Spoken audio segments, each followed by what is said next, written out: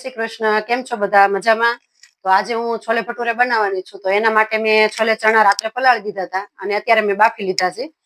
એના માટે વઘાર માટે મેં ડુંગળીની ગ્રેવી, ટામેટાની ગ્રેવી, ખાંડેલું લસણ, કોથમીર અને બધા મસાલા એના માટે મેં વઘાર માટે લઈ લીધા છે. ગરમ મસાલો આપણે આ જ વાપરવાનો છે, જે સાદો આપણે રેગ્યુલર વાપરતા હોઈએ છે. અલગથી હું છોલેનો મસાલો નથી નાખતી. હવે આપણે છોલે વઘારવા માટે મેં તવી લઈ લીધી છે અને ગેસ ચાલુ કરી અંદર આપણે શાકના પ્રમાણમાં તેલ નાખવાનું છે. થોડુંક વધારે નાખવાનું. એટલે મેં 4 પાવડા તેલ અંદર નાખ્યું છે. તેલ ગરમ થઈ ગયું છે એટલે થોડુંક આખું જીરું નાખી મીઠા લીમડાના પાન નાખવાના છે.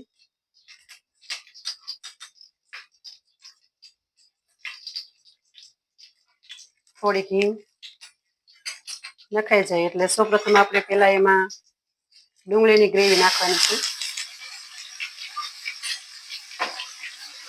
થોડીક વાર એને પેલા તેલમાં મિક્સ કરી દઈએ.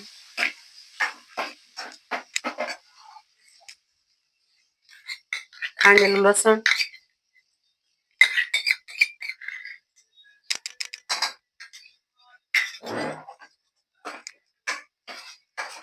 ગ્રેવીને આપણે સાંતળવાની છે 2 મિનિટ.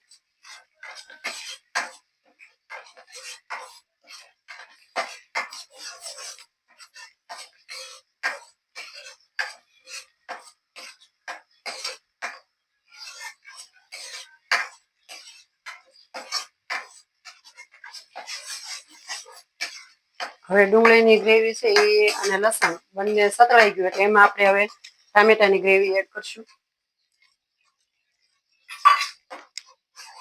3 ડુંગળી અને 3 નાના નાના ટામેટા એમ મેં 3 નંગ લીધા હતા ગ્રેવી બનાવવા માટે.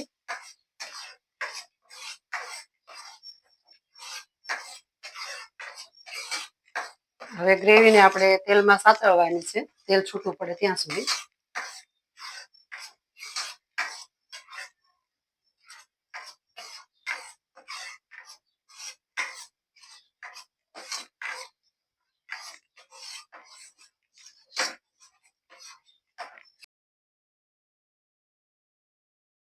ગ્રેવી છે એ તેલમાં સતરાઈ ગઈ છે એટલે હવે આપણે એમાં બધા મસાલા એડ કરશું.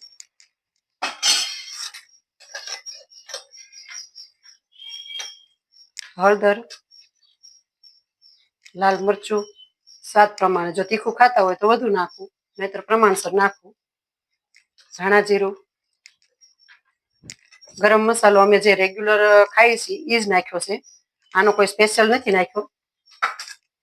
સ્વાદ પ્રમાણે મીઠું, બાફવામાં મીઠું નાખેલું હતું એટલે એવું થોડુંક નાખવાનું છે.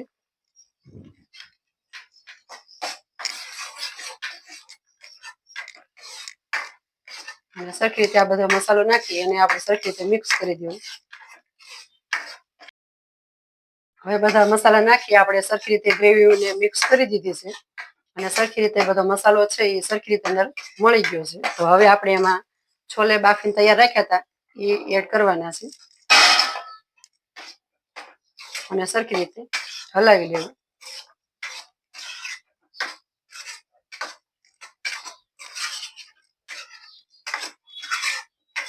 સરખી રીતે મિક્સ થઈ જાય પછી આપણે થોડુંક આમાં પાણી એડ કરવાનું છે, જેથી કરીને ગ્રેવી છે એ સરખી રીતે બફાઈ જાય.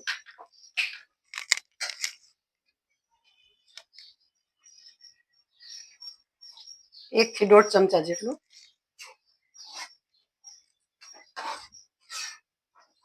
પછી આપણે 2 થી 5 મિનિટ માટે આપણે ગેસ ઉપર એને સરખી રીતે મિક્સ થઈ જાય અને પાણી જે નાખ્યું હોય એ કાચું ન રહે ત્યાં સુધી આપણે એને ગેસ ઉપર રહેવા દેવાનું છે.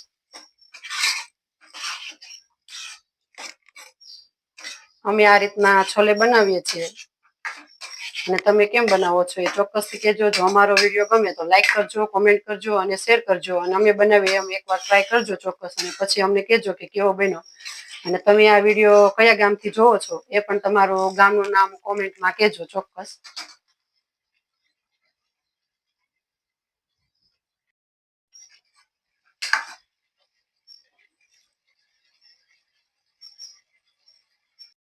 હવે આપણું આ છોલેનું શાક છે એ તૈયાર છે. તો સૌપ્રથમ આપણે ગેસ બંધ કરી દઈશું અને પછી એના ઉપર આપણે કોથમીર નાખી દઈશું.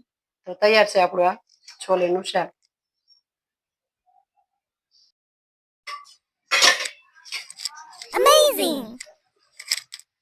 જય શ્રી કૃષ્ણ. ભટુરા બનાવવા માટે આપણે મેંદાનો લોટ લઈ લીધો છે મેં, અને થોડુંક એમાં આપણે સ્વાદ પ્રમાણે મીઠું નાખશું, અને મોણનો દેવા માટે તેલનો ઉપયોગ કર્યો છે. ઘી પણ નાખી શકાય મોણ દેવામાં, જેથી કરીને ભટુરા છે એકદમ સોફ્ટ થાય. અને લોટ બાંધવા માટે આપણે થોડુંક ગરમ પાણી કરી લીધું છે, તો આપણે એનાથી આપણે લોટ બાંધવાનો છે.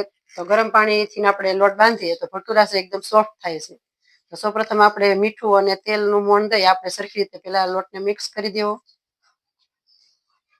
સરખી રીતે મોણ દેવાઈ જાય પછી આપણે જે ગરમ પાણી છે એનાથી આપણે એનો લોટ બાંધવાનો છે. લોટ છે એ આપણે રોટલીનો બાંધીએ એવો જ બાંધવાનો છે, બહુ કડક પણ નહીં અને બહુ ઢીલો પણ નહીં. અને એના આપણે પછી ભટુરા બનાવવાના છે.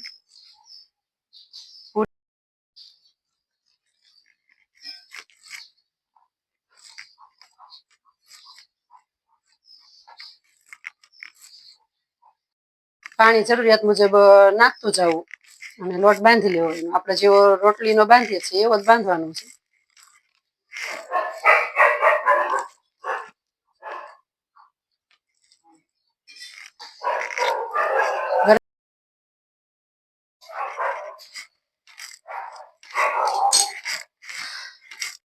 તૈયાર થઈ જવા આવ્યો છે. ગરમ પાણીથી બાંધશો એટલે ભટુરા છે એકદમ સોફ્ટ થશે.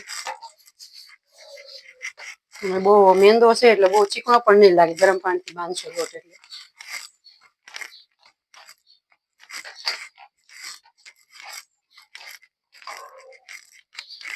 પછી આપણે એની ઉપર થોડુંક તેલ પણ લગાવી દેવું અને લોટને મસળી લેવો સરખી રીતે.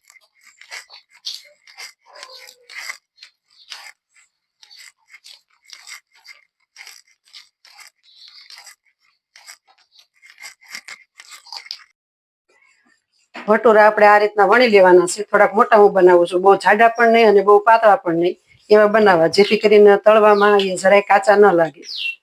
હવે આપણો આ ભટુરો તૈયાર છે. તેલ પણ ગરમ છે, તો આપણે એને સરખી રીતે અંદર તળવા મૂકી દઈશું. તળતા તેલમાં તળવાના છે. બંને સાઈડ આપણે ફેરવી લેવા એટલે ભટુરા છે એ તળાઈ જાય અને કાચા પણ ન રહે. અમે ભટુરા આ રીતના બનાવીએ છીએ, તો તમે કેમ બનાવો છો એ ચોક્કસથી કહેજો. અમારો વિડીયો ગમે તો લાઈક કરજો, કોમેન્ટ કરજો અને શેર કરો છો. તમે કયા ગામથી આ વિડીયો જોવો છો એ પણ અમને ચોક્કસ કોમેન્ટમાં કહેજો. તમારા ગામનું નામ જણાવજો. અને તમે લોકો પણ આ રીતના એક વખત બનાવવાની ટ્રાય કરજો અને કોમેન્ટ કરીને કહેજો કે તમને કેમ લાગી અમારી રેસીપી.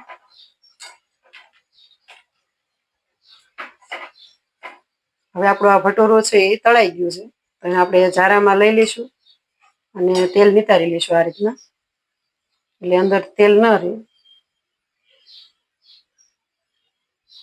તૈયાર છે આપણા ભટુરા.